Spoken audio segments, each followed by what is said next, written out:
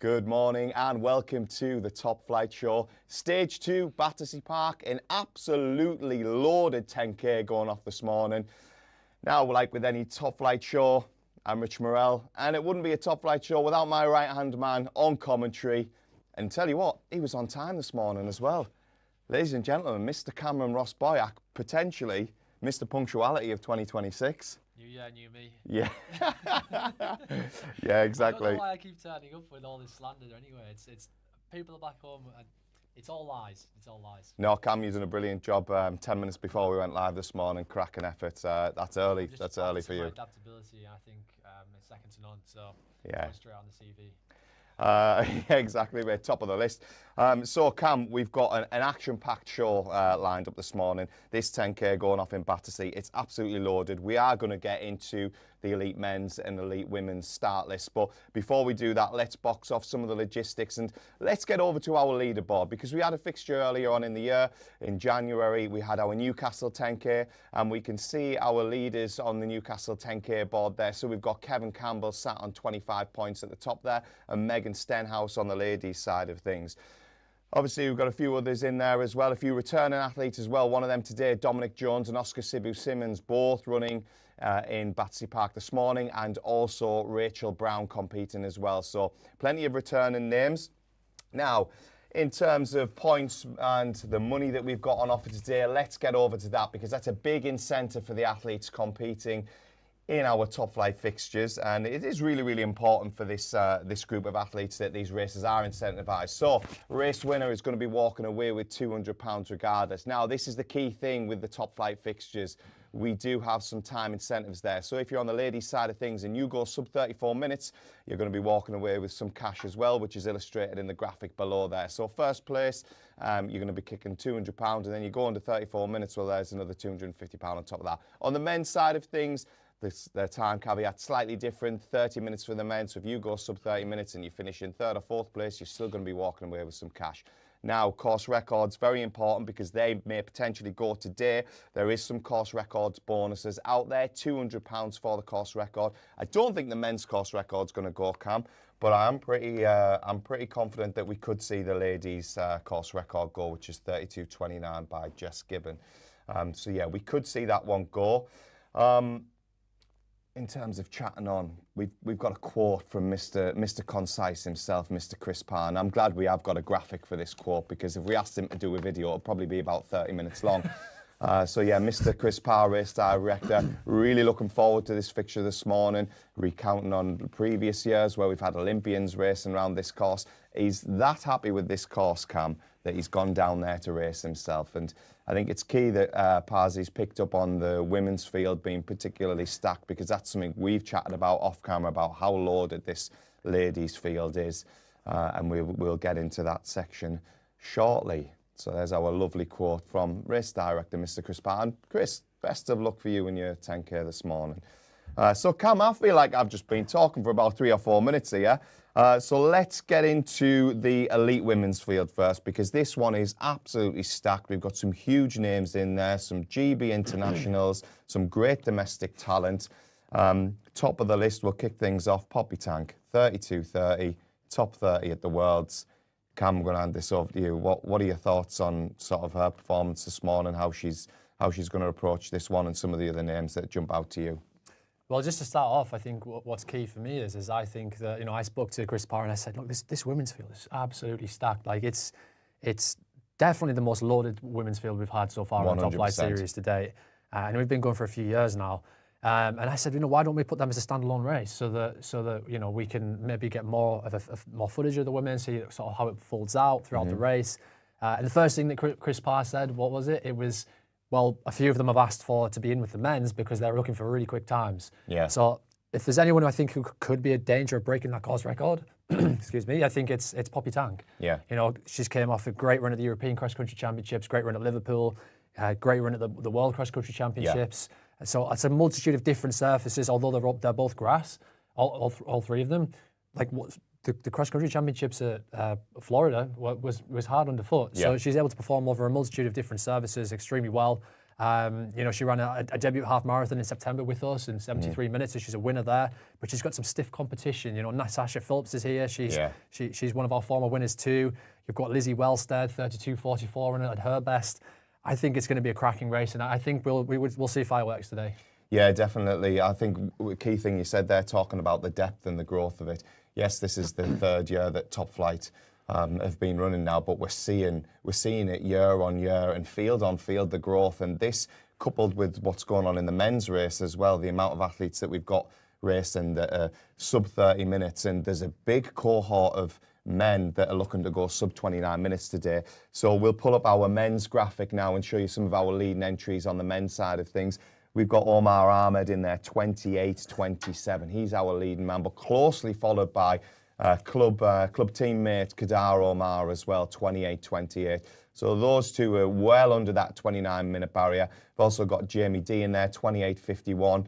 And then we've got this whole group of athletes, the Lewis Jaggers, the Gavin Taylors, the Jonathan Escalante Phillips, that are all dotting around that 29-minute mark. And we know from chatterings on the grapevine that there's a couple of them that are getting together today to have a real assault on going sub 29 minutes. So you can expect it to be fast at the front end of the race, Cam, especially if you're looking for that sub 29-minute clocking.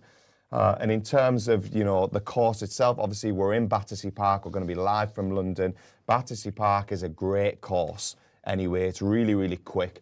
And I did actually ask Chris Parr this morning. I asked him a simple question. I said to him, Chris, can you tell me what the weather's like in London? And to that, I received 3 voice notes, a video and a picture. So we can see he's working on being really concise with things. But you're very thorough. And he said to me, it's nearly perfect conditions. It was slightly cold, but this was around about 7:30 this morning. I imagine it's going to have warmed up significantly. So I think if it's going to happen, Cam, you know, it's all laid out in front of these athletes today in the men's and women's race to run quick. Absolutely. I think it was the first day I've seen, well, we aren't in London up here, but it's the first day I've seen sun in a long time this morning. And I think, you know, the conditions look great. The course in particular, you know, flat as a pancake. Battersea always attracts some of the best runners we've ever had and on Top Flight. And I think, yeah, it's a real danger today. Yeah. I mean, you can see that it is a quick course, just basing off what our course records there. We've got Emile Caress, 28:14. I think that one's safe for today. I really do. 32:29 though by Jess Gibbon. That's seriously under threat. You know, you look at the likes of Poppy Tank, Meg Gadsby in there, Lizzie Wellstead, Natasha Phillips. They're all around that 32:30, 32:45 mark. So they're certainly going to be making an attack on that 32:29 course record. So we will be going over live to London shortly. Cam, me and you in the studio today, the budget's certainly gone up, hasn't it? Because we've been gifted a couple of espresso coffees this morning, so things are all sweet in the studio here, where the conditions are perfect down in London. Cam, I know we had some predictions on how the race was going to pan out on our podcast.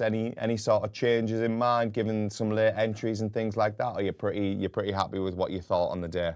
Yeah, I'm pretty happy. I mean, I think it's just so hard to tell right now. You know, it's just that time of the year. Some people maybe are in good shape. Some people maybe preparing for marathons. And we've seen the other day, I think there was a couple of athletes in Almar, for instance, that are still in the middle of their marathon training block, but yeah, you can still have a good run on that. It's just hard to tell where you are in your training. So, but Omar Ahmed, he's always a safe bet, isn't he? You know, he always seems to turn out. It's very rare we don't see him perform or kind of sort of at least try and hit that sub 29-minute barrier.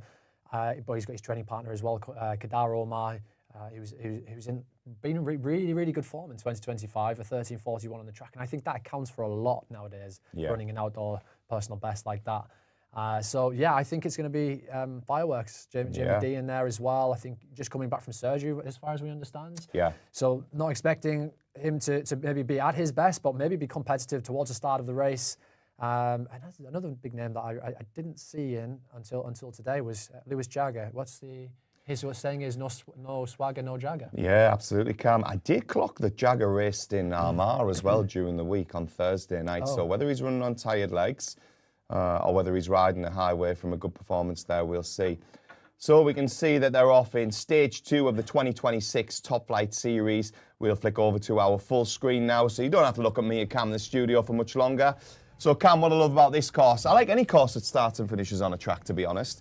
I don't know what it is about it, but we can see that the athletes are straight to the front there, and it looks like Escalante Phillips is there. It looks like Kadar, one of our top 5 fixtures up in Scotland. She had a phenomenal run out. Then one of our top 5 fixtures up in Scotland. She had a phenomenal run out there. So I'm really intrigued to see how she goes today. No, absolutely. I think she's coming back from injury at the minute. I think she's had, as far as I'm aware, I spoke to her coach. I'm sure she won't mind me saying, a fairly serious injury, which was ongoing for a long period of time, and may have actually run through that when she ran her 32.48 to win at Shettleston. I'm sure it was maybe some kind of stress fracture, which is, I think you can't help these things when you're training to your full capacity and you want to be the best. If you want to be good, then you can't train mediocre. So these things do happen, and it's good to see her back on the start line, I think, and I think whenever you see her on the start line, she always performs as well. Her coach seems to be pretty confident, from what I've been told, that she's in okay shape. I think the main priority here is long-term health. I'm pretty sure she'll be looking for maybe the Commonwealth Games qualifying time. That would be an interesting one to see, because I know, as far as I'm aware, Scotland do accept road PBs or road qualifying times as part of the 10K on the track. So I think that's something that maybe will be in the back of her mind. But we will see that as the women's race kind of unfolds through as we move through the race. But just at the front, it looks to be, I'm sure that looks like Kadar Omar. It is, Cam. You're absolutely right.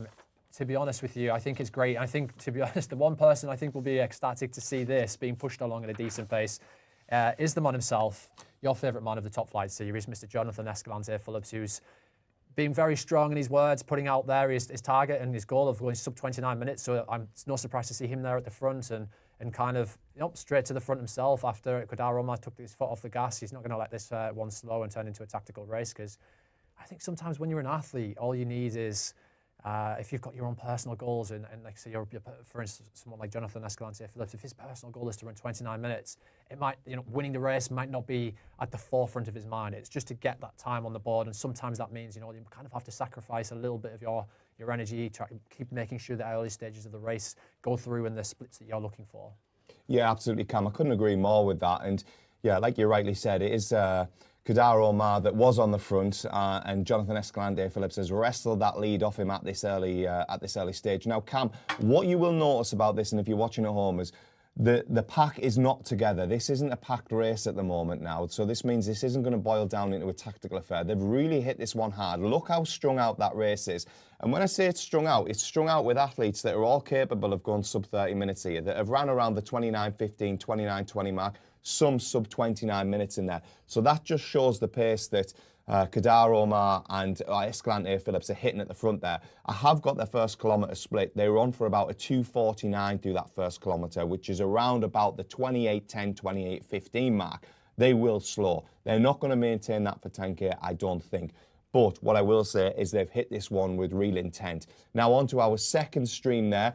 I did catch a glimpse of Natasha Phillips there, Cam, and I think you can see just in front there on the right-hand side, just in with a pack of men, it looks to be Poppy Tank, just judging by that style, Cam. Do you think? Do you agree? I do think that looks like Poppy Tank indeed, and I think, Natasha Phillips is notorious for going off at a very, very good pace as well, and a very strong pace and maintaining that. So to see Poppy ahead of her, I think is a great sign indeed. And I think we'll start to see, when the path clears up a little bit more, I don't know if at home you can see, but on the left-hand side of the athletes, we have had to separate the park into two sides.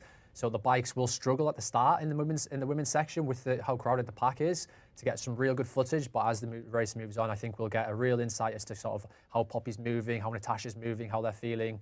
Just going back there, it is Poppy and Tank indeed on the left-hand side. Yeah. Just slotted in. She's in exactly the right position, just trying to tailgate a few of the guys in front of her and let them take the wind. I think that's a very, very wise decision.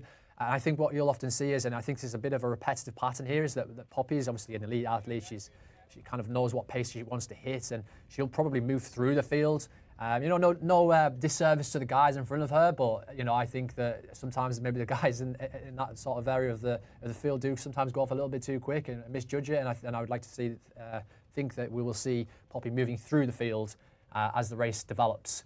Yeah, Cam, I totally agree with that. Poppy today, she doesn't have to rush this one. She doesn't have to force it early on, because she's going to have company all the way around this 10K race. So she's always going to have a pack to pull on. So it's almost just, timing the gas tank right, not overcommitting in that first 5K because she doesn't need to, because there's going to be company there. She's going to be able to build into this 10K, and those are really important things when you're running these longer distances. Now back onto the front of the men's race. It's Escalante Phillips and Omar locked in battle at the front there. Both looking good. In third place, it looks like your friend and former training partner, maybe for one session. It looks like Oscar Sibu Simmons there, Cam. And I tell you what, Cam, I clocked Sibu Simmons at Newcastle. One thing I will say about him, he has got a lovely running form. It looks really, really good. Really, really just nice and relaxed and flowing there. And you can see him just tailing on the back of Escalante Phillips. He needs to sort of make a decision. Does he go with Omar and Escalante Phillips and get on the back of this? Or does he just hang off it slightly? Because this pace is hot at the front. These two are really, really rattling early on here. They've hit this with some real intent. Well, just for context, I think, him being there himself is definitely the unknown. I think, his personal best is I don't think he's even broken 30 minutes yet, maybe even 31, which is not anything to do with his ability. It's just that he generally tends to compete in the mountains. And he's very good at it. He's a GB international athlete. Over the last couple of years, he's been running for GB in the mountains, and that's kind of where his heart is. I think he kind of wants to transition some of that recent form that he's been showing in the mountains onto the roads, and maybe the track at some point too. I did speak to him after Newcastle. He didn't have the best run there for what he was probably hoping for. He didn't quite get under that 30-minute barrier. However, he did say that he had been suffering, hadn't had much luck with illness recently. So I think that if he's over that, I would expect him to be amongst the front guys there. But again, it's a big step up trying to go for that sub 29 minutes and sub 30 minutes. It's completely different levels. So hopefully he hasn't gone off too fast and he's judged it correctly, but only time will tell. Yeah. So we can see there, we did get another glimpse of Natasha Phillips there. So just checking at Leaderboard and our cameras that we've got on the go, it does seem to be Poppy Tank and Natasha Phillips in 1 and 2. Back to the front there. Cam, you can see there's been a real injection of pace here because Omar he's gapped Escalante Phillips, which is going to be hard work for Escalante Phillips now because, like I said, they've set off with some real intent, but Escalante Phillips is caught in this bit of no man's land now. So you've got Sibu Simmons behind Escalante Phillips in third place. Also, shout out to the athlete in fourth place. That is Gavin Taylor, the Leeds Harrier. And I tell you what, I wrote in my commentary notes yesterday, I'm excited about Gavin Taylor today because if you look at Gavin Taylor's progression, he is, over the past few years, he's really rocketed down his PB. He's brought it down to 29.10, finishing fourth at the Leeds Abbey Dash, which was, a fantastic run there. To finish in the top 5 at Leeds Abbey Dash is a big performance. So Gavin Taylor was also in the mix there. You can see Poppy Tank nestled in a pack, ideally on the split screen there. That is what we love to see. And then we've got Omar right on the front, chewing up the tarmac in Battersea Park this morning, Cam. I'm excited to see what his splits are when we get our next update through for him. But he's a 28-27 operator, Cam. It looks like he's in fine form here, doesn't it? He is, and I think he's experienced as well. He's competed at the very, very top on the world stage, so I think he knows kind of what... I would expect him to be very switched on with the paces he's looking for today. He's went out with such intent. I think even the guys were going at a decent lick before he even took away from them, and they were going for sub 29 minute pace. He does have a 28, 27 personal best that he boasts. So it's not really a surprise to see him ahead of the guys, but at this stage in the race, did I expect to see that? Absolutely not. So I don't think that's a disservice to Jonathan Escalante Phillips. I think he's probably still going to be going at the pace he wants to be going at, but to be taking a gap like he has at this stage in the race, I think he's took about, it looks to be 50 metres, maybe 60 yards Cam, it's out of the growing rest of the significantly field. as well, isn't it? In the space of a minute or so. And I think that's crazy. And I can tell you firsthand, without even being there, that it would be highly unlikely that Jonathan Escalante Phillips has slowed down that much. This has just been pure injection of pace, which has caused this gap to appear. So I think we're going to be on for an exciting one. Will we see the course record be even challenged? I don't know. It's too hard to tell that this early on, but to be running away from a field this early of this calibre, possibly. Cam, I tell you what, it would be curse of the commentator, wouldn't it? This morning I'm sat here going on about course records saying I don't think Caressa's course record's going to go.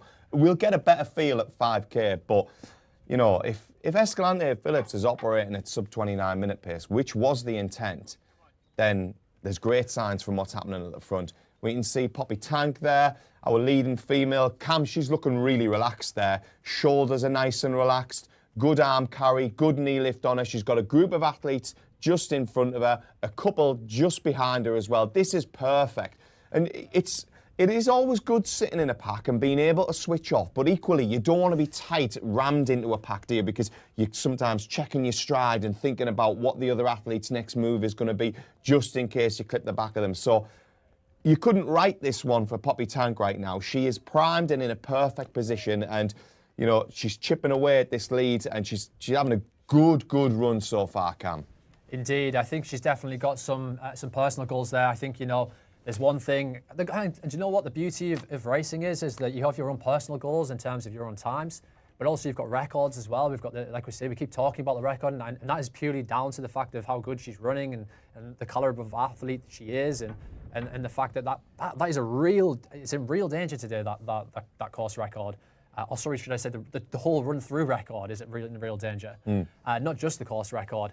But also, you know, you've got, like we've already talked about Natasha Phillips with the Scottish Commonwealth Games time. Well, there's also the England Commonwealth Games time for Poppy Tank.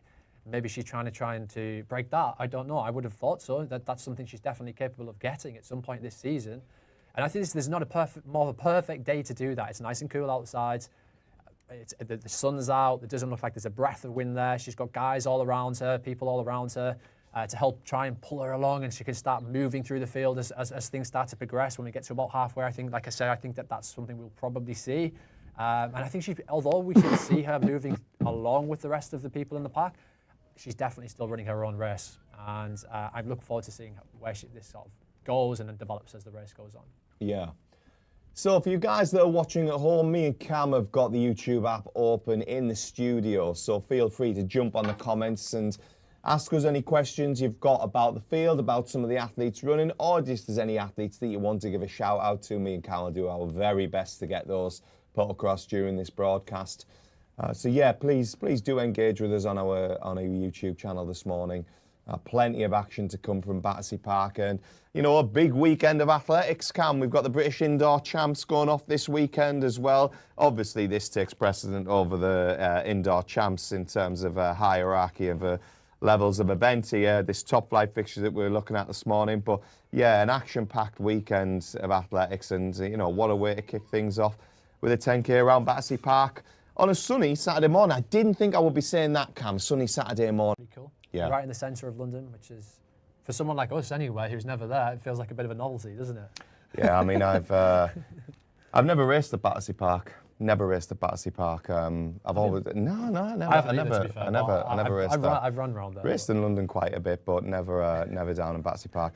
Did once race in the Olympic Stadium, Cam, but you know, I don't want to eclipse any of your athletic achievements. You might be a 334 man, but you were never there at London 2012. So we do have a comment, and that's from Mr. Santi Mario. Where is Omar Ahmed? I'm afraid it doesn't look as if he's towed the line today. We haven't got word of that, but we will pass that on to Chris Parr and see if we can. Actually, we won't be able to pass that on to Chris Parr because he's racing. But we'll pass that on to the question on to the rest of the field, and we'll get that back to you. But it looks as if, for whatever reason, he's not here. His training partner's here, so.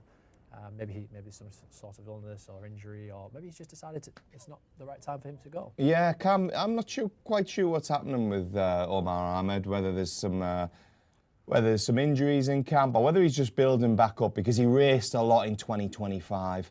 And yeah, I would have expected him to have been racing so far, but nothing from Omar Ahmed yet. But I'm sure when he is back, he will be back with a bang. We have got the splits through the 5 kilometre mark, and let me tell you guys watching at home that this is turning into an absolute burner of a 10k. Kadar Omar, his 5k split, 14:11. He's averaging 250 pace, predicted for a 28:22 finish, which is phenomenal. Second place, we've got Escalante Phillips, who was targeting that sub 29 minutes. He went through halfway in 14:29.5. Predicted time 28:59, so absolute perfect pacing from Escalante Phillips there if he can hold this. Lawrence McCourt in third place. He went through, he's operating at 14:31 through the 5k mark. Another low 29-minute performance. Sibu Simmons there in fourth place. 29:02 predicted finish time through in 14:31. Dominic Jones, he's a returning athlete. He competed in Newcastle. I believe he was fourth in Newcastle. and he had a 14:44 split at 5K, so they're flying through the halfway mark. I will try and bring you an update on the leaderboard for the ladies' side of things. Oh, Cameron Boyack, look at this. Poppy Tank through halfway, 15:48, 31:37 predicted finish time. Poppy Tank is absolutely flying here, Cameron, and she's not the only one, because Natasha Phillips has gone through in 16:05, predicted in a 32:11 finish. Rebecca Weston, 32:40. Meg Gadsby through there, predicted 32:41. Lizzie Wellstead. These are all athletes that are coming through in around about that 16:05 to 16:30 mark. Freya Weddle there through, another one who's going to be looking to go sub 34 minutes again today. This just highlights how much of a fantastic fixture this 10K race is, because Poppy Tank running 31:37. I said she'd go sub 32 minutes. I thought she would go sub 32 minutes. Did I think she'd be on for this far under? I'm not sure. Obviously, she's got to hold it up this second half of the race, but early signs are absolutely right where we want them to be, Cam. Indeed, I tell you what, it's a good job Chris Parr is not watching this race and he's involved in it from himself, because he is looking for a big payout right now. 28:22, that's going to be close to that course record if he carries on at this pace. I think that is, we were saying, I don't think it's anything to do with, just Jonathan Escalante-Phillips slowing down. It's just to do with the injection of pace. And what you've got to remember is Jonathan Escalante-Phillips was watching his watch, looking at his watch, should I say, as the race was getting underway. He was trying to hit as even splits as possible, he said, before this race. And he has done that very, very well up until halfway. 28:59 predicted time. That's bang on.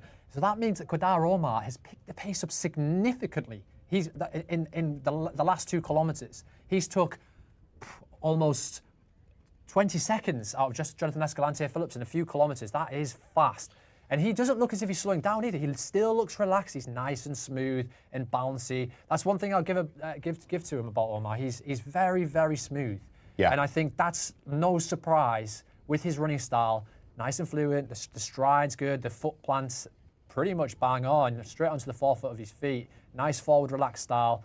No surprise that he ran well over the track in the summer at all with a running style like that, in all honesty. And I know running style doesn't dictate everything, but it's always nice to see a fluid runner running well in full motion.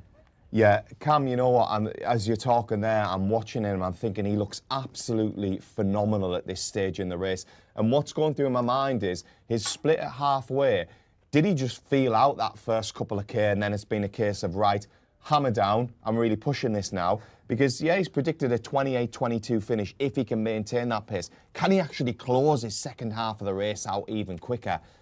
I really don't know, but it's phenomenal running so far. We can see on our second stream there, we can catch a glimpse of Poppy Tank in the front there, up in the front, nestled in a pack again, which again, Cam, I just can't reiterate enough how important this is for Tank, just to stay relaxed and hold it together for this next couple of K. And then once you get to that 8K mark, then it's really boots off time, just all into the line. And you can see, again, it's similar to Omar. Tank looks really, really good there, looks really relaxed. She's obviously had a big build up towards the Liverpool cross, towards the Europeans, get the Worlds out the way. And then she's been quiet since then. And it's been a bit of a training block, 4 weeks, nestled away. And this is really one of them where it's, right, I'm in good shape. I'm capitalising off being in good shape previously. We've topped the tank back up. We're rested. We're ready to go again. And this is almost like a fitness test for, right, where are we at in things? Where are we at in February at this stage of the year? And then what's to come down the line from there? So fantastic running from Poppy Tank here. I can't get over how well she's running, Cam. This is really, really impressive running from her. Well, we were talking about the Commonwealth Games qualifying time, and I was saying earlier, I'm not sure if she would be going for that. Well, I mean, not just going for it. It looks to me as if she's going to absolutely destroy that time. 32 minutes, bang on. Unless something drastic happens in that last 3-4 kilometres of the race, I really don't see it going any other way than her destroying that Commonwealth Games qualifying time. I am not 100% sure if Team England do accept road times for that 10K. It would make sense for them to do that, given the lack of opportunities in the UK to run 10 kilometres on the track. I can only assume that maybe they do follow the footing of Scotland's.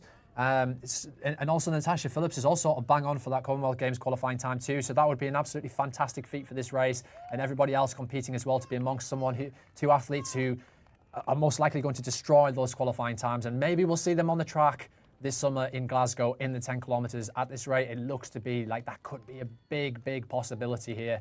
We're about to see, well, first time a major championships qualifying times at a top flight race, and I think us in the studio, we're excited to see this, extremely excited and honoured to see this actually.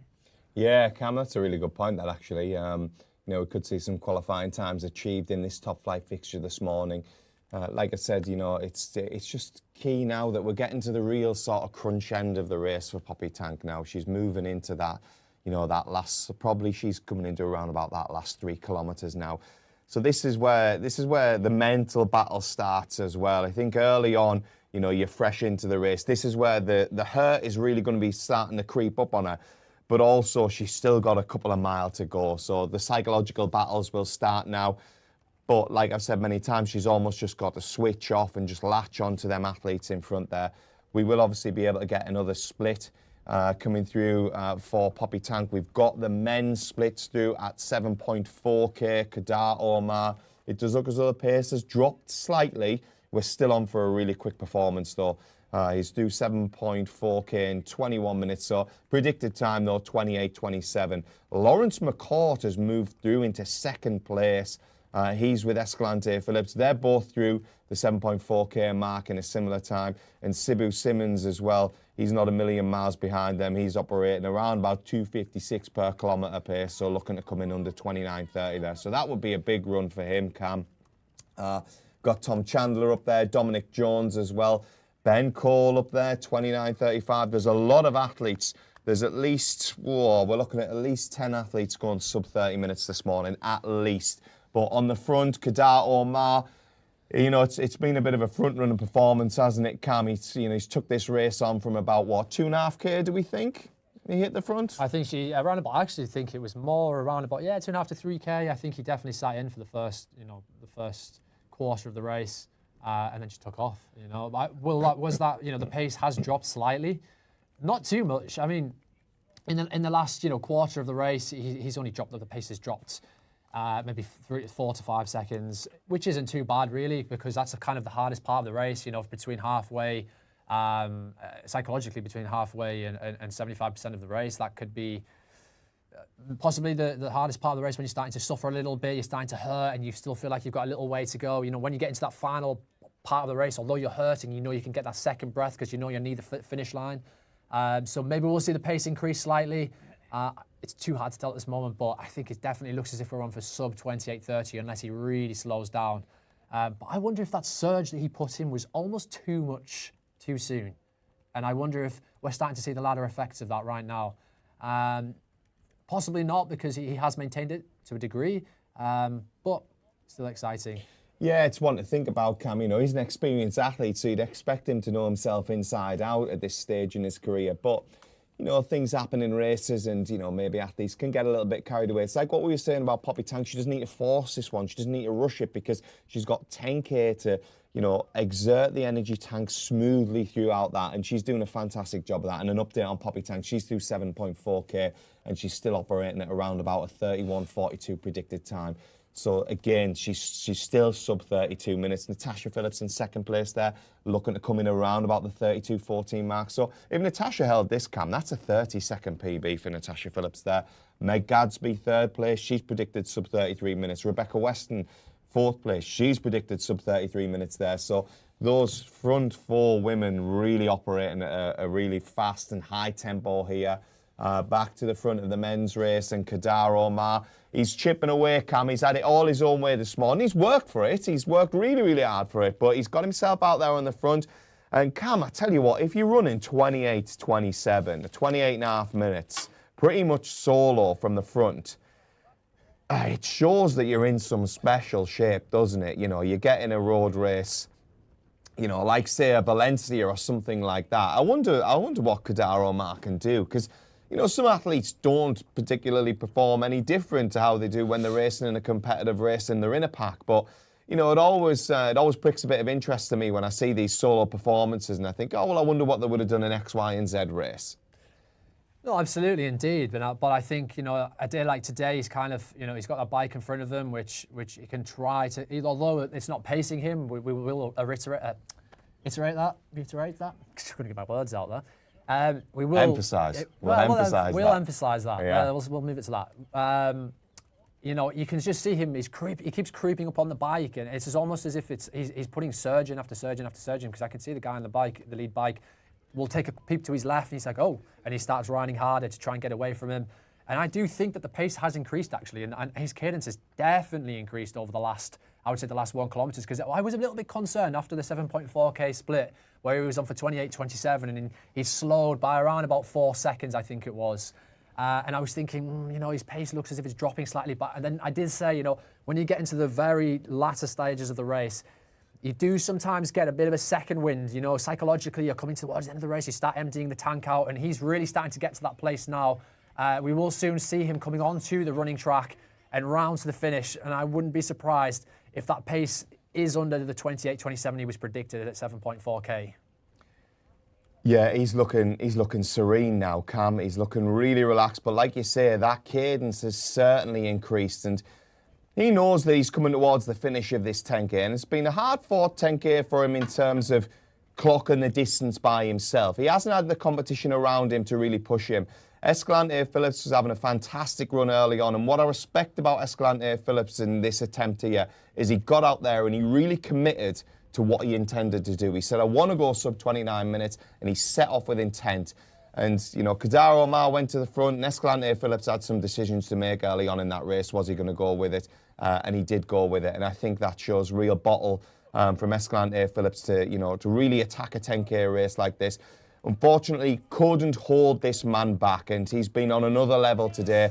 And he's coming into a busy section of the course now. He's got his clear run now through to the finish line, so we'll see Kadar Omar finishing this 10k off, and it's going to be all eyes on the clock here because, you know, Cam, this is a really special performance from Kadar Omar this morning.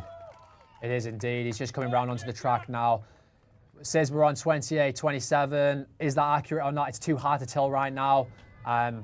What a fantastic race. Kadar Omar absolutely dominated this. He took off from about 3 kilometres from the rest of the field, and it was daylight within about a K. And he's not slowed down. If anything, he's picked the pace up, and he's going to be close to the course record. But Omar is going to take this one for the top flight, Battersea Park 10K 2026. What a fantastic run. Oh, it was phenomenal. Yeah, excellent run from Kadar Omar there, Cam. Official result through on the leaderboard, you know, take it with a pinch. Salt might alter slightly, 28:54, Cam. So it looked like he did slow down, actually, even though, you know, he certainly slowed down that second part of the race there. But a fantastic run from him, sub 29 minutes. Now Cameron Boyack. There's Lawrence McCourt across the line in second place there. I think that's second place. Sorry, I'm going to be corrected there. Jonathan Escalante Phillips was through in second place, 29:15. That's just flicked through there. Slight delay on our results coming through, but it looked like Lawrence McCourt probably in third place. Now, Mr. Boyack, it's all eyes on Poppy Tank. What time is she going to register? Is she going to get that sub 32 minutes? You know, the splits would suggest she was, but we've seen how the splits can alter slightly and how, you know, Omar fell away from that pace. I'd love to see Tank go sub 32 minutes here, Cam.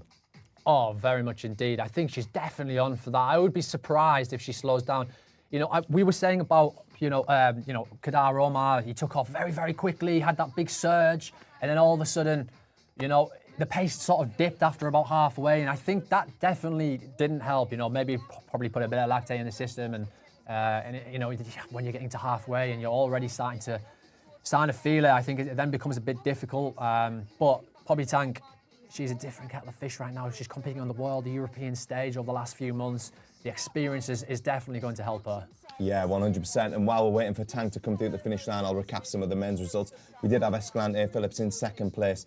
We had Lawrence McCourt in third, 29:19, big PB for McCourt. Dominic Jones, fourth place, another fourth place for Dominic Jones there, 29:37. Finn Batkin, 29:38. Ed Buck, 29:44. Ben Cole, 29:55. Tom Chandler, 29:58. I get tired of saying 29 minutes, Cam, because there's that many sub 30 minutes. But it's all eyes on Poppy Tank now. Is she going to go sub 32 minutes? We've been building this one up throughout this 10K. She's really hit it hard. She got nestled into a pack. She's done a fantastic job of pacing this one. Now let's see what she comes across the line as. see what that clock registers. Is she going to go sub 32 minutes? I'm trying my hardest to pick her out on this stream cam because it's really, really tough to see Poppy Tang coming through there. Let's just go quiet in the studio while we filter for Tang coming through. It's a shame we can't quite see the clock. This is Tang now. No.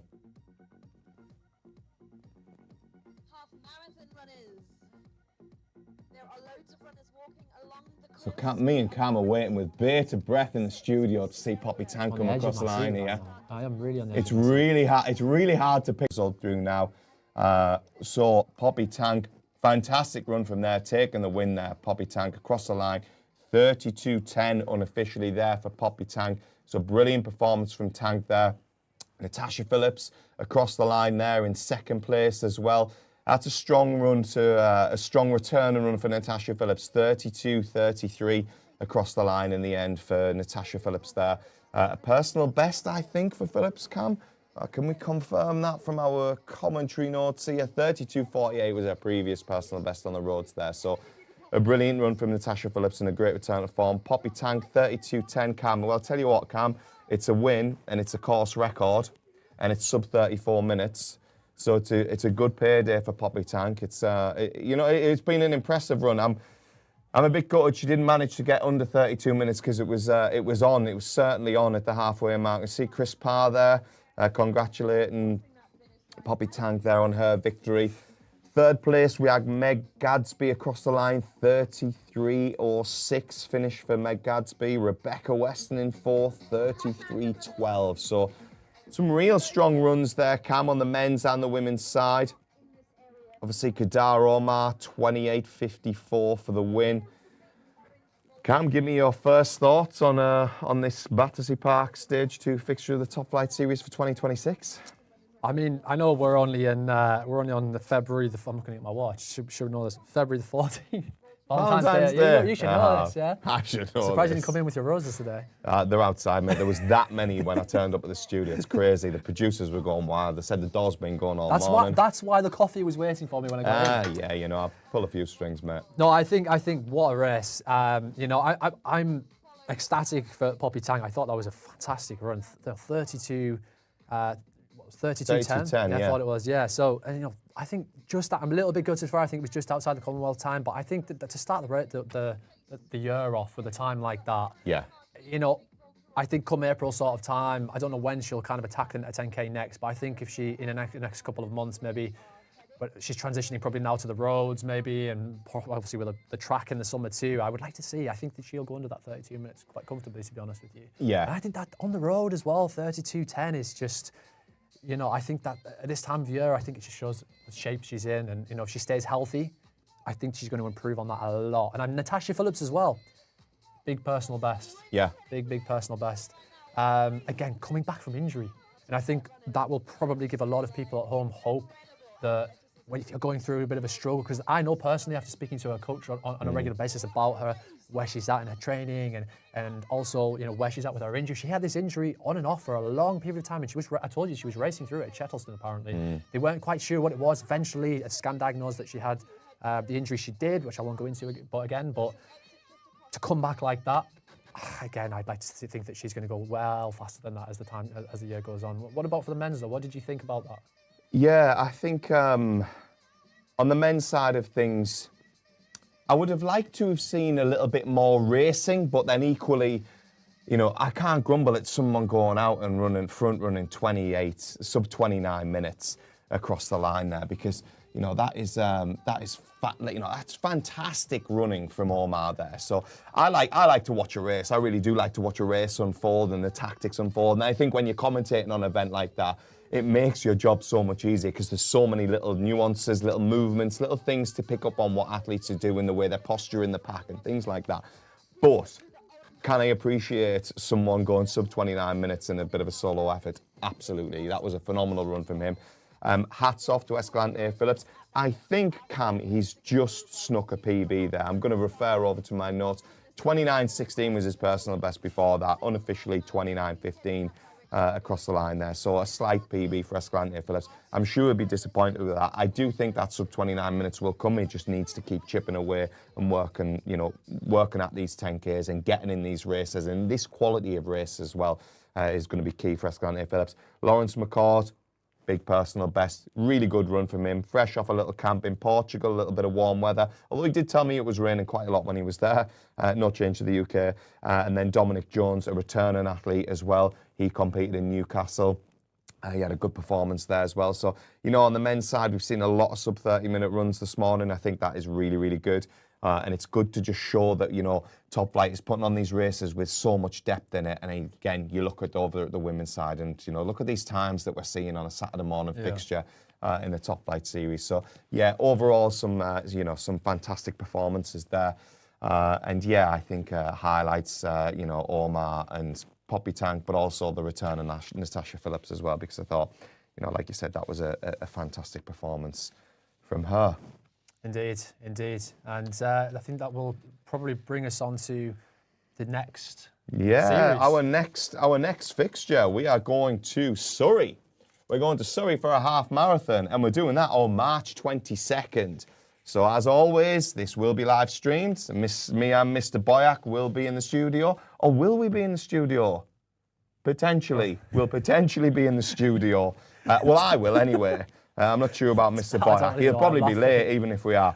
So yeah, Surrey, March 22nd. We have got a half marathon going off there. Again, guys, thanks for joining us on the live stream. Hope you've enjoyed our coverage and mine and Cameron's input into that and our expert analysis as was described in a post earlier on in the week. So yeah, guys, I hope you've appreciated that at home. If you have, please do jump onto our YouTube channel and give it a subscribe. Also jump onto the socials, the Top Flight pages, the RunThrough pages, get onto them, share our content, follow our content and follow the Top Flight journey. But from me, Rich Morell, and Mr. Cameron Boyack in the studio, it's been an absolute pleasure, and we hope you enjoy the rest of your weekend.